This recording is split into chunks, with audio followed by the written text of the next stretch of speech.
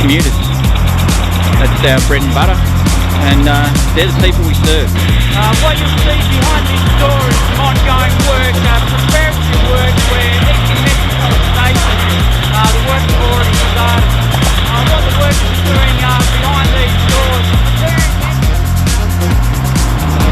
Look, you might think I'm showing you just pictures of trains. I've got an obsession with trains, but no, what you're seeing is evidence of the contribution we make to the Melbourne transport infrastructure.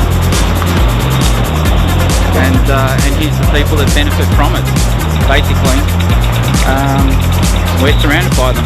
But I'm just taking shots around like construction sites. Look, you might think I'm showing you just pictures of trains. I've got an obsession with trains, but no, what you're seeing. This concludes our tour for today. I'm not and I can't say more. No, thank you. I'm not recording your voice or anything.